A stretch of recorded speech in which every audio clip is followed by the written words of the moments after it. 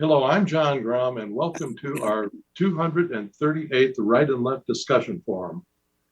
We hold our televised discussions twice monthly to demonstrate the value of civil, productive, open-minded political dialogue.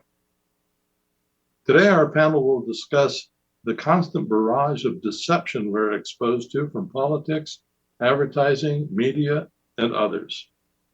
Today's discussion begins with Bryan Laubaugh, president of R&B Financial Services, then Adam Grom, director of instrumental music in the Akron Public School System, Patty Haskins, former member of Wadsworth City Council and the faculty of Wadsworth Senior High, followed by Tom Finley, retired vice president of human resources development at Rubbermaid Incorporated.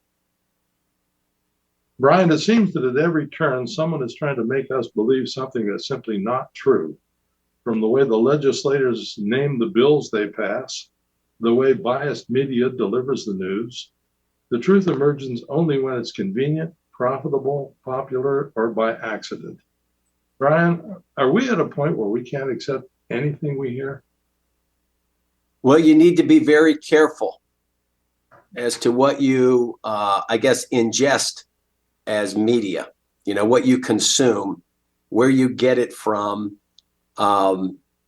If you think back, years ago, we just had the legacy media. You had three channels, ABC, NBC, and CBS. And then you might have had some UHF stuff where you got Big Chuck and Little John. And you had a newspaper, maybe two newspapers. You had the Akron Beacon Journal. You might have had, if you got the Canton Repository, a little paper out there in sort of Kent and Ravenna. Cleveland Plain Dealer. And you had the Plain Dealer. But I would think a lot of people around here probably got the Akron Beacon Journal delivered to their house. And you got the Sunday paper. And that pretty much was it. I mean, there wasn't anything online. There wasn't anything that I can think of other than, talk around the water cooler. Which was mainly gossip about, different people that you might have worked with or something happened in the community. But now there's a barrage of information out there on every social media platform. Facebook feeds you, their opinions. X or Twitter feeds you their opinions. TikTok. So there's a lot of different sources, and really you have to be discriminating when it comes to the news that you listen to or read, because everybody's putting their bent on it. If you watch, and unfortunately, with the tier that we have for our programming on our TVs at home, I don't get a lot of. I don't get Peacock or anything like that. Most of the stuff we get are streaming movies on Netflix, Amazon Prime. So we're not getting much of our news from Fox News or any of the legacy channels.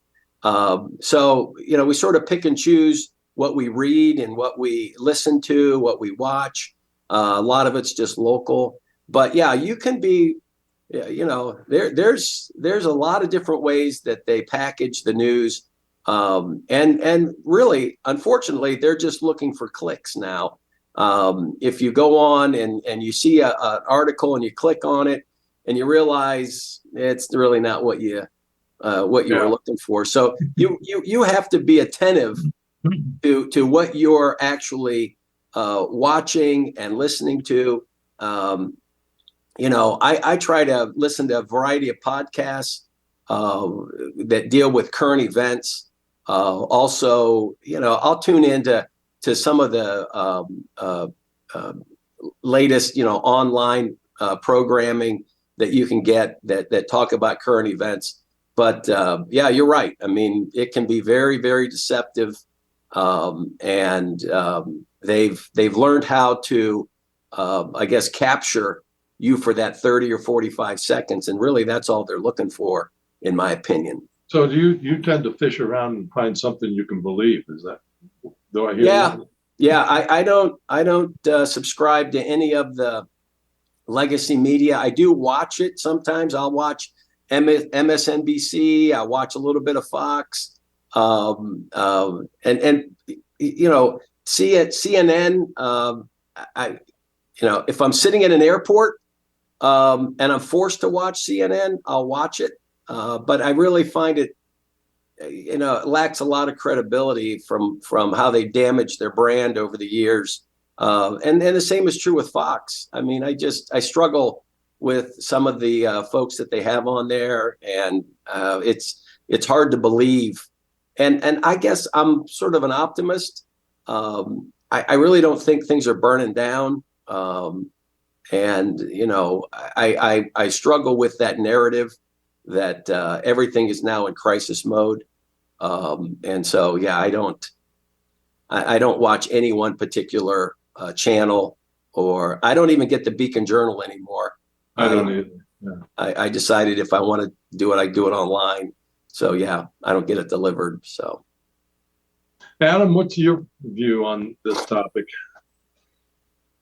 Well, deception's nothing new.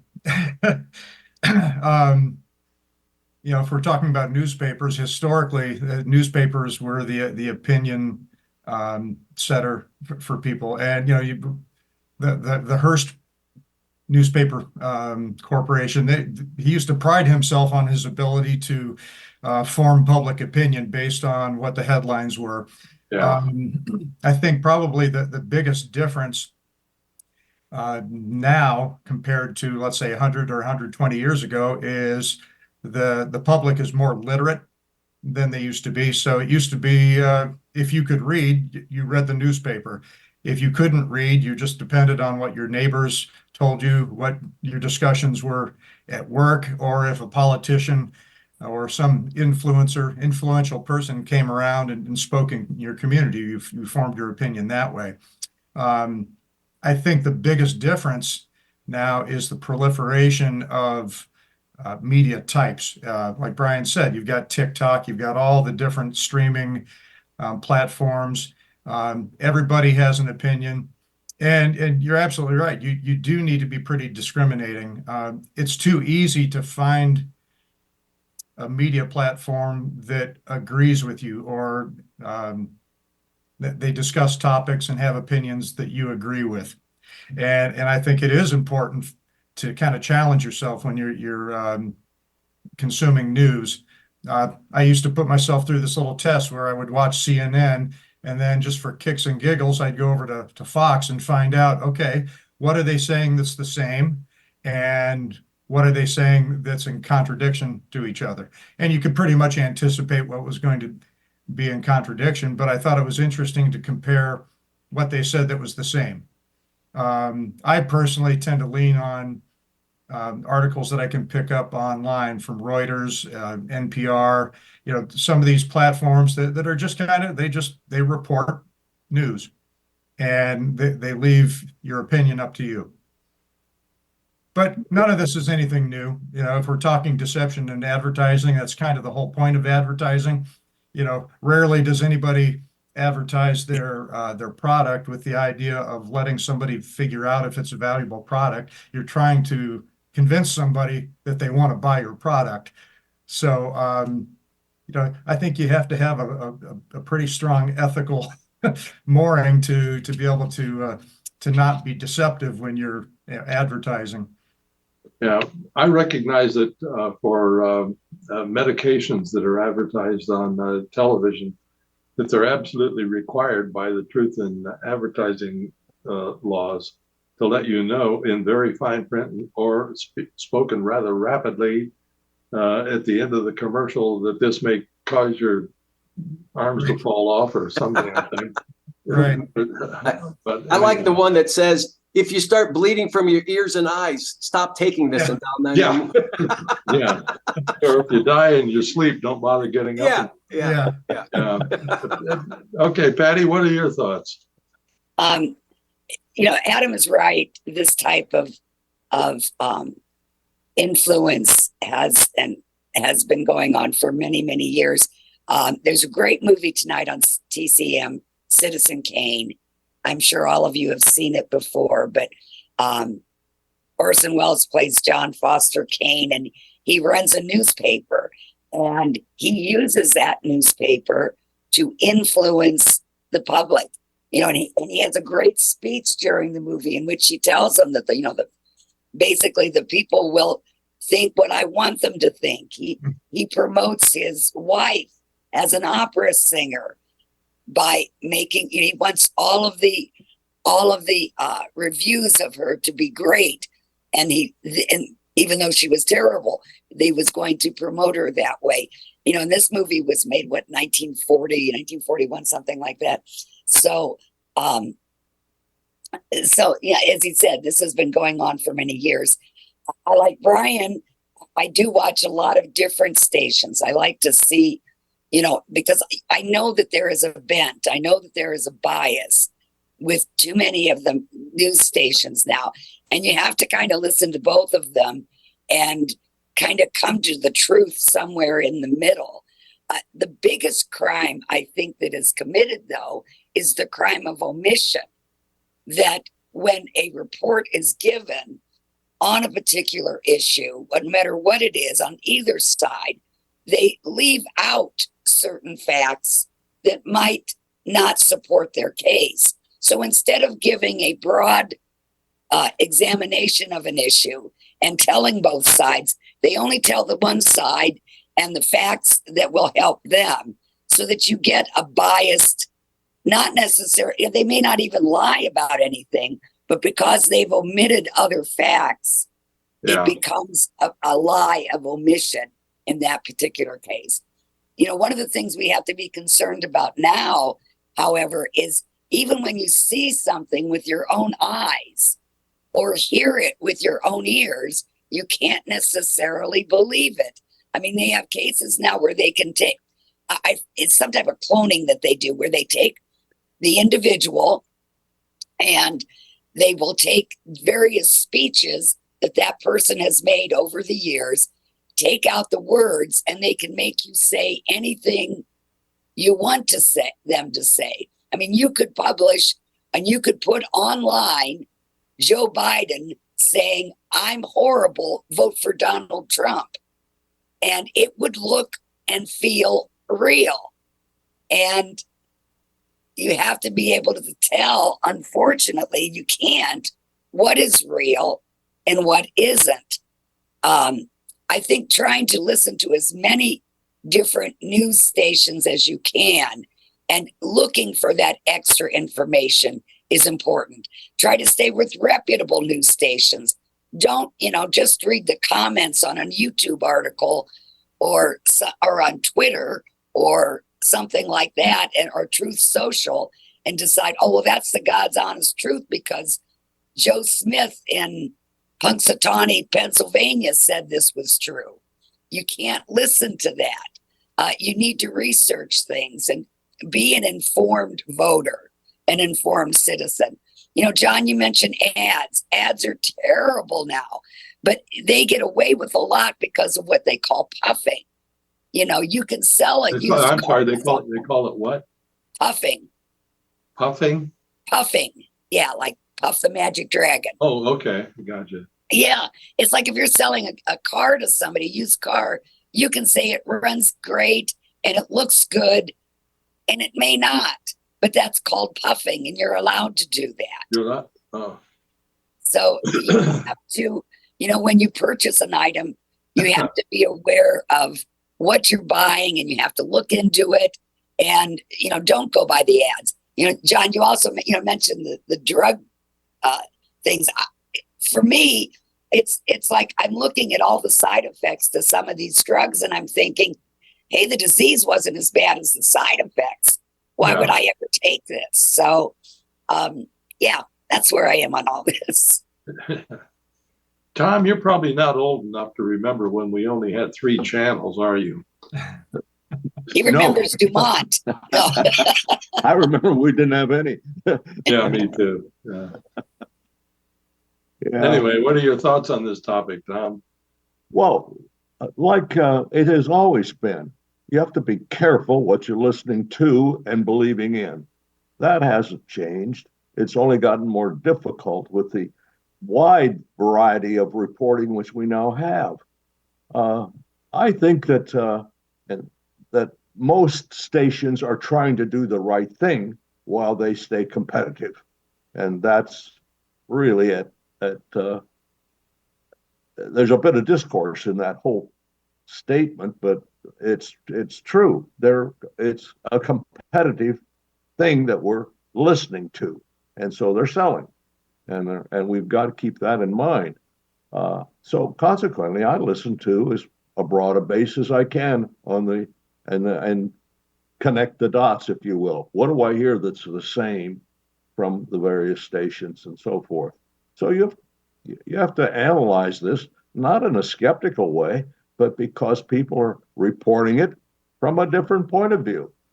But there is still that competitiveness there that's in our reporting today that we, of course, have to be aware of. So there's this new channel in Akron. It's channel 18. It came on line probably in the last year or so, and that purports to be unbiased. And I can't remember that it's a news something or other, the channel. Am I the only one that's ever seen that?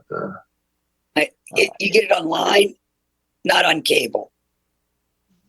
Well, I guess it's on cable. Yeah, we have Spectrum cable, but I thought it was. Well, I don't know anymore. I don't understand how television. What's the name? Do you remember the name of the channel? No, I was trying to remember. It's got news in its name. It's not Newsday or Newsweek or News Now. Well, unfortunately, things like Newsmax claims that they're unbiased, but there's no. So yeah. I value Tom's opinion, but I have to disagree a little bit. I really struggle that there's this honest search to present the news with some of these legacy media things. I am a skeptic when I see the stuff that comes out and the stories that they run with, the narrative that they try to set every day, because we've got a 24-hour news cycle. There was that one thing that popped up that showed multiple news stations almost reporting verbatim this dialogue about a particular story, and they were from the East Coast to the West Coast, Kansas City, Iowa.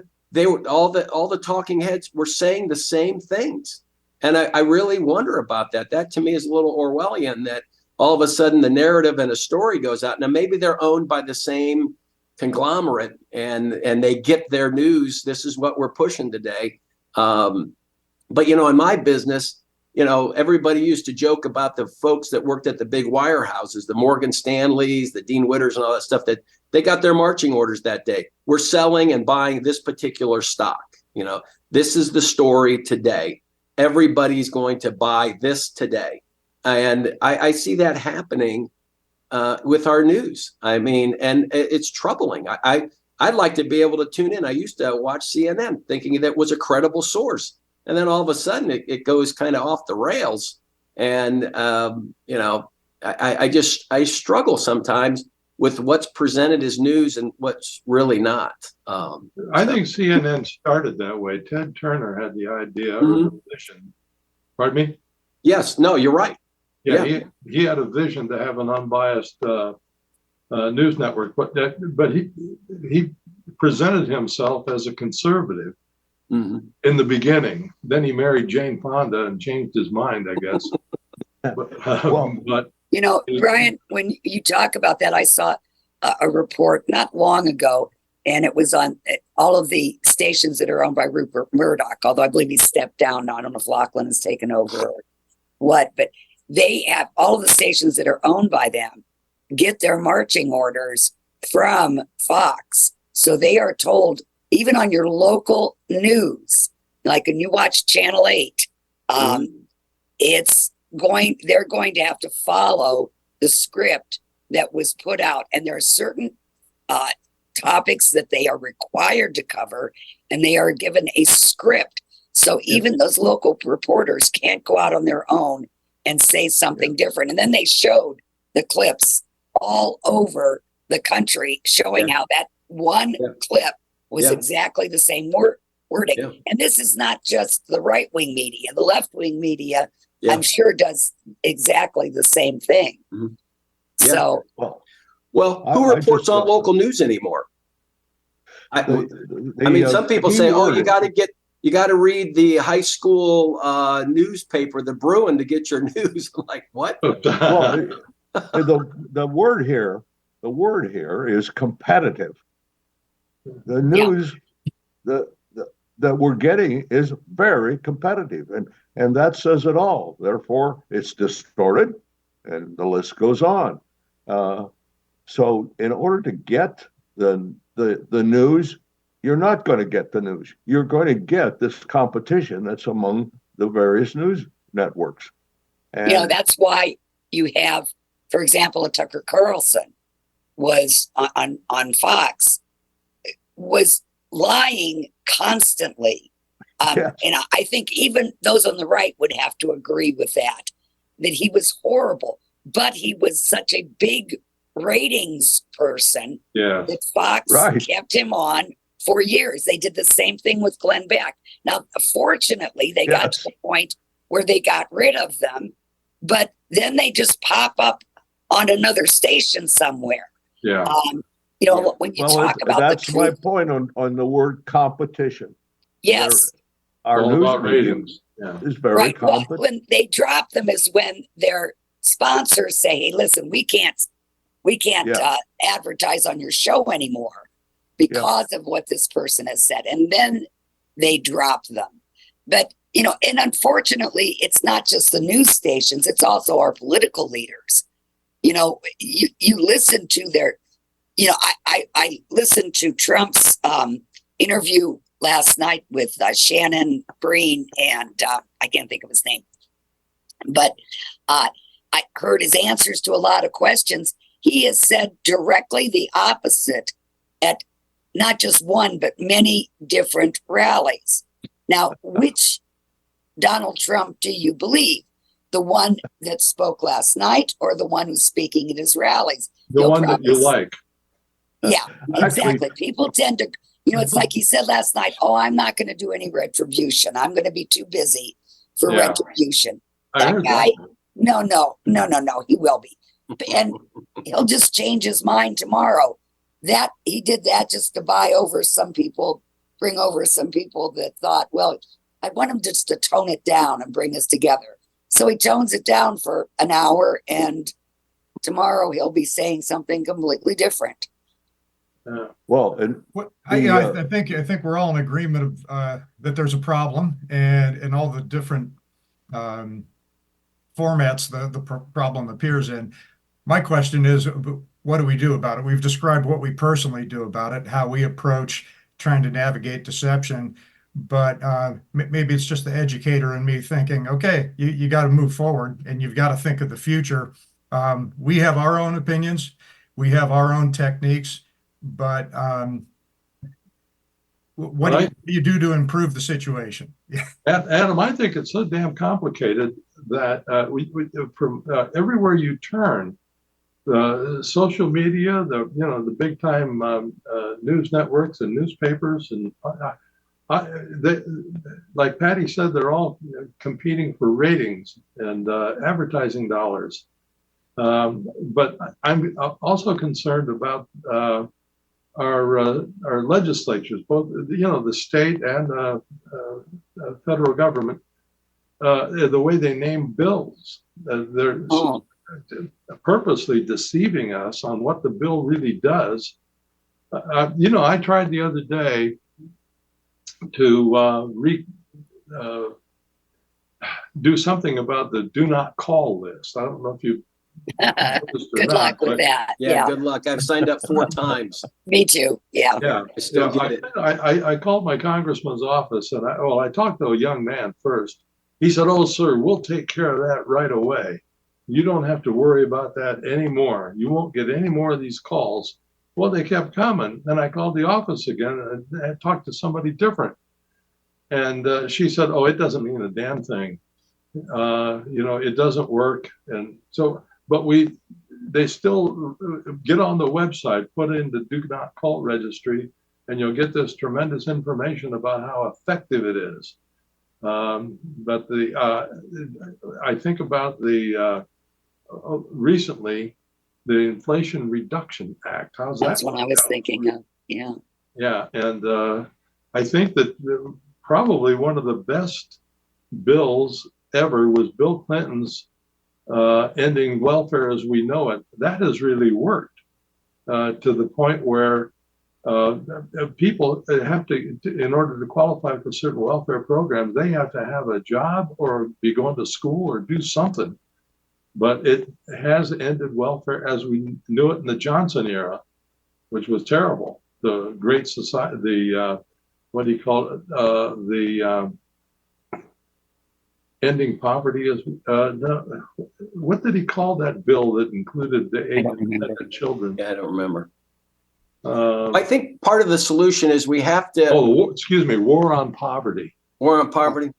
We need to have to educate the most vulnerable, and I'm afraid for these young people that are growing up that get their news from TikTok or get their news from some podcaster or whatever. To them, that's gospel truth. Yeah. They're not saying, "Oh, wait a second, I'll listen to like a Joe Rogan podcast. I'll have somebody on. And it's like, wow, that's kind of way out there, especially when they talk about aliens and stuff." But kids out there, the young people today, the news they get is curated because that AI model, those algorithms,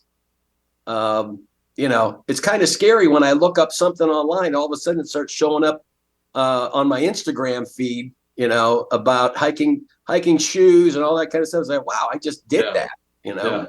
Well, that kind of wraps up this segment. If you have any ideas for topics on future segments, please let me know. But I thought this one turned out better than I thought it would. I think so. See you all in a month. Okay. 2 weeks. 2 weeks. 2 weeks. Yeah, Take 2 care. weeks. Wow. Yep. Take care, everyone. Yep.